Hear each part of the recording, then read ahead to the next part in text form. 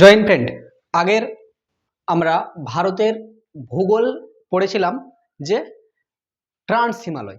তো আমরা ট্রান্স হিমালয় তো পুরোপুরি কমপ্লিট হয়েছে, তাও আমি রিভাইজ করব শেষে, কিন্তু প্রথমে যেটা টপিক সেটা আমি করে নিই। যেমন হচ্ছে ট্রান্স হিমালয় আমরা দেখেছিলাম, যতটুকু আমরা পড়েছিলাম, ধরো ট্রান্সকে আমরা 4 ভাগে ভাগ করেছিলাম, ট্রান্সের পরে আমরা বৃহদে আসবো। তো বৃহৎ হিমালয় কিন্তু কি বলেছিলাম আমরা, যে ট্রান্স মানে কি ওই পার। যেমন ধরো আমি এটা একটা পাহাড় পর্বত আঁকলাম, 1000 মিটার যদি উঁচু হয় তো পর্বত কিংবা পাহাড়। তো প্রথমে কি বলেছিলাম আমি, শিবালিক, তারপরে মধ্য, তারপরে ছিল বৃহৎ। আর ট্রান্স মানে কি ওই পার, ওই পার। আমরা ট্রান্স কিন্তু পড়া হয়ে গেছে আমাদের। পাহাড় পর্বতের আমরা নাম, গ্লেসিয়ারের নাম আমরা দেখে নিয়েছি, 1000 মিটার ধরে বরফ জমে আছে। এরপরে আমাদের কি পড়বো, বৃহৎ। এটা কি হচ্ছে বৃহৎ। বৃহৎ কিন্তু অনেক বড়, অনেক বড়, উঁচু। পাকিস্তান থেকে শুরু হয় এবং নেপাল ভুটানে গিয়ে শেষ হয়, মানে এত দূর পর্যন্ত বড়।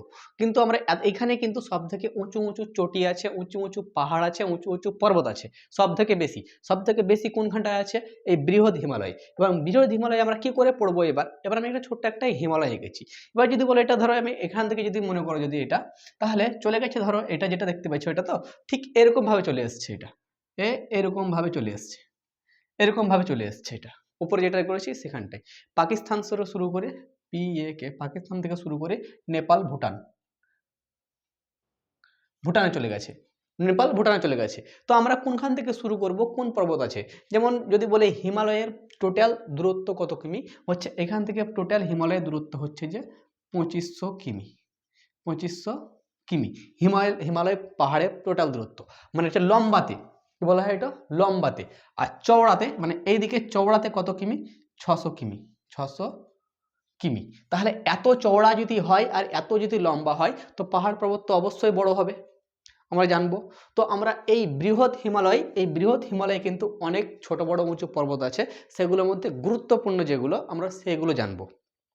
তাহলে যেমন হচ্ছে গুরুত্বপূর্ণ, তাহলে আমরা উপর থেকে শুরু করি। যেমন পাকিস্তানে শুরু হয় PAK, পাকিস্তানে শুরু হয় নাঙ্গা পর্বত থেকে। পাকিস্তানে কি আছে, নাঙ্গা পর্বত, নাঙ্গা পর্বত। ঠিক পাকিস্তানের পরে চলে যাবে, ঠিক এখান থেকে সরে যাবো এখানটায়, এইখানটায় কি আছে, উত্তরাখণ্ড। এখানটায় কি আছে, ইউকে, উত্তরাখণ্ড। উত্তরাখণ্ডের টোটাল গুরুত্বপূর্ণ দুটি পর্বত, গ্লেসিয়ার যাকে বলবো আমরা, পর্বত হচ্ছে, একটা হচ্ছে কামেট, একটা হচ্ছে নন্দাদেবী।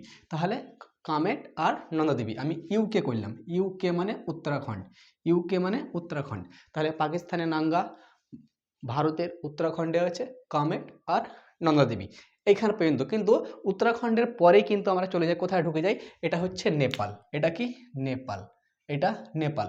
তাহলে ভারতের দুটি দেখলাম, উত্তরাখণ্ডে কটি, মানে কটি, দুটি, কামেট নন্দাদেবী। এবার নেপালে যখন ঢুকে যাব, উঁচু উঁচু চড়া চটি, সেটা হচ্ছে সবথেকে গুরুত্বপূর্ণ। নেপালে অনেকগুলি বেশি আছে, আর নেপাল পাহাড়ে ভর্তি। নেপালের ভাষাও আলাদা, নেপালের সব কিছু কালচারও আলাদা, এবং নেপালের পাহাড় পর্বতও আলাদা। নেপালে সব থেকে বেশি পাহাড় পর্বত আছে কোনখান পর্যন্ত, এই কাঞ্চনজঙ্ঘার অর্ধেক, কাঞ্চনজঙ্ঘার আগে পর্যন্ত, ধরো আমি অতদূর পর্যন্ত, দেখো অতদূর পর্যন্ত। এখান থেকে কিন্তু নেপাল, যেমন এখান থেকে কি হলো নেপাল, এটা থেকে এতদূর কিন্তু নেপাল, এতদূর পর্যন্ত বুঝতে পারছো তো, নেপাল। এবং যদি নেপাল যদি ওখানে যাওয়া যাবে এবার, তাহলে আমরা এবার ঠিক কোনখান থেকে, মানে নেপালের গুলো দেখে নিই আমরা। তো নেপালে সব থেকে মানে ঢুকতেই উত্তরাখণ্ডের পরে হচ্ছে ধলাগিরি, কি ধলাগিরি, ধলাগিরির পর হচ্ছে অন্নপূর্ণা, ধলাগিরির পর কি অন্নপূর্ণা, ধলাগিরির পর অন্নপূর্ণা। অন্নপূর্ণার পরে ঠিক যে উঁচু পর্বত বা পাহাড় বলবো, সেটা হচ্ছে হচ্ছে মানসাগলু, মানসাগলু, মানসাগলু, মানসাগলু। মানসাগলুর পরে আছে যে গৌরীশঙ্কর, কি আছে, গৌরীশঙ্কর, গৌরীশঙ্কর। গৌরীশঙ্করের ঠিক পরে আছে ছয়ু, কি আছে, ছয়ু।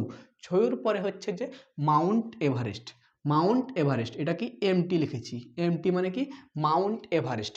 নেপালি ভাষায় একে বলে, নেপালি ভাষায় একে মানচগলু বলে, কি বলে একে, মান না, এটা হচ্ছে চোমাগলু। নেপালি ভাষায় বলা হয় চোমাগলু, মানে না নেপালি ভাষা নয়, এটা তিব্বতীয় ভাষায় বলা হয় চোমাগলু, আর নেপালি ভাষায় বলা হয় সাগরমাথা।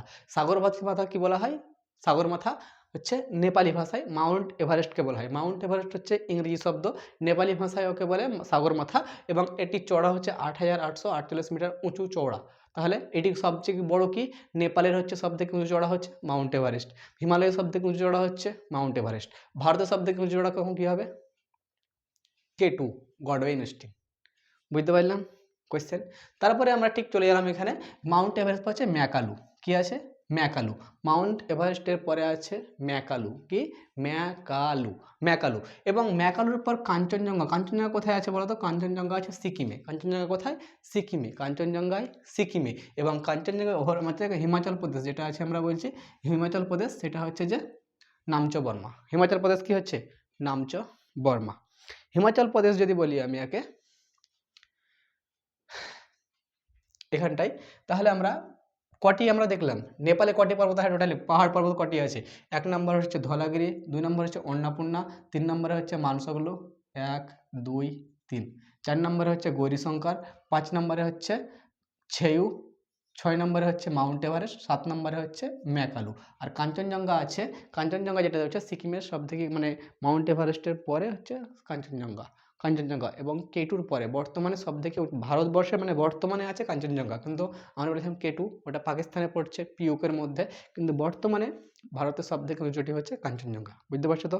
এরপরে যদি আমরা কিছু বিস্তারিতভাবে দেখি, যদি তাহলে আরেকটু গুরুত্বপূর্ণ আমরা যেমন দেখি, যেমন হচ্ছে বৃহৎ হিমালয়। তো আমি বললাম বৃহৎ মানে কি? উপর। এই বৃহতে কি আছে? অনেকগুলি উঁচু উঁচু চড়া আছে। উঁচু চড়া ভারতে কটি আছে? যেমন কোথা থেকে শুরু হয়? পাকিস্তান। পাকিস্তান থেকে কোথায় চলে যায়? নেপাল, ভুটান, সিকিম পর্যন্ত পার হয়ে যাবে সাইডে। তাহলে সব থেকে শুরু হয় পাকিস্তানে এবং শেষ হয় কোনখানটায়? এখানটায় অরুণাচল প্রদেশে। অরুণাচল প্রদেশ, অরুণাচল প্রদেশ।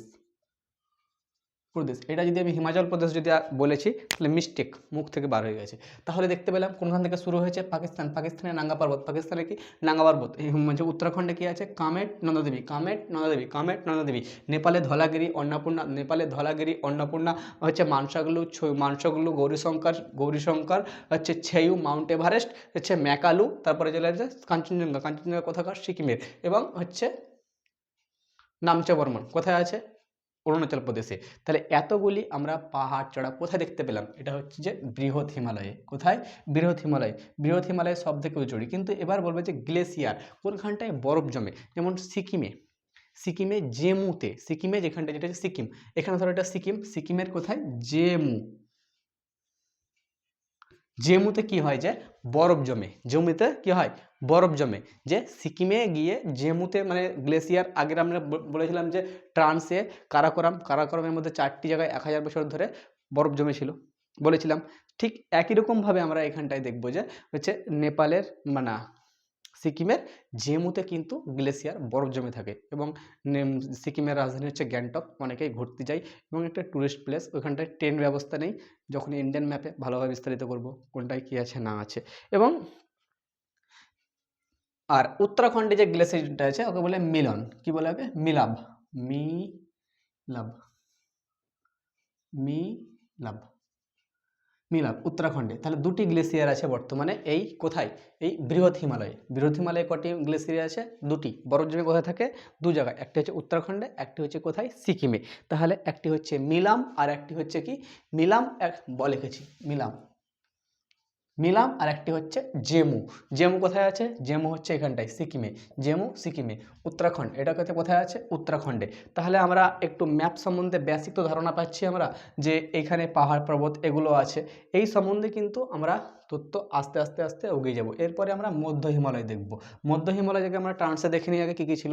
ট্রান্সে আমরা কী করেছিলাম? 4টি ভাগে ভাগ করেছিলাম। ট্রান্সকে আমরা 4টি ভাগ কীভাবে ভাগ করেছিলাম? যে কারাকোরাম, লাদাখ, জাস্কার, পীরপাঞ্জাল। কারাকোরাম, লাদাখ, জাস্কার, পীরপাঞ্জাল। ট্রান্সে কি আছে? কারাকোরাম, লাদাখ, জাস্কার, পীরপাঞ্জাল। এবং কারাকোরামের সবথেকে উঁচু হচ্ছে কেটু। এবং কেটুকে মানে কারাকোরামকে 4টি ভাগে ভাগ করেছিলাম। কীভাবে ভাগ করেছিলাম? সিয়াচিন, বিলফোর্ড, বাল্টোরো, হিসপার। এবং এইগুলোতে 4টি বছর মানে 1000 বছর ধরে কি আছে? বরফ জমে আছে। বুঝতে পারলাম। এখানে আগের ভিডিওতে আমরা ঠিক এতটুকুই আমরা ডিসকাস করেছিলাম ভালোভাবে। এবং আজকের যেটা কমপ্লিট হলো সেটা এখানে কি বৃহৎ হিমালয় কমপ্লিট হলো। এবং বৃহৎ হিমালয়ে এতগুলো পাহাড়ের চড়ি উঁচু চটা আছে, এগুলো তোমরা কি মনে রাখতে পারো বা এরকমভাবে তোমরা ম্যাপের ভাবে এখানটায় এবার লিখতে শুরু করবে। পাকিস্তান এখান থেকে শুরু করি, উত্তরাখণ্ডে, এখানটায় নেপালে পুরোটা এখানটায় আছে, সিকিমে আছে কাঞ্চনজঙ্ঘা, তারপর অরুণাচল প্রদেশে কি আছে? নামচো বর্মা। ম্যাপের ভিতরে তোমরা কি এগুলো তুমি আঁকতে পারো এবং আঁকে ম্যাচ করে নিতে পারো। এবং ঠিক যেরকম বললাম সেরকমভাবে বুঝতে পারলাম। এখানকার ভিডিও এতদূর পর্যন্ত, এবং নেক্সট ক্লাসে পরে যেটা আছে যে মধ্য হিমালয়ে কী কী ঘোরার স্পট আছে, কত পাহাড় আছে, আর বেশি উঁচু পাহাড় নেই, এখানটায় 2 জায়গায় বরফ জমে, আগে জায়গায় 4 জায়গায় দেখেছিলাম, এরপরে কিন্তু আস্তে আস্তে আস্তে কমতে থাকবে এবং পাহাড়ের মানে উচ্চতাও কমতে থাকবে। বুঝতে পারলাম। জয় হিন্দ। নেক্সট ভিডিওতে দেখা হচ্ছে আবার।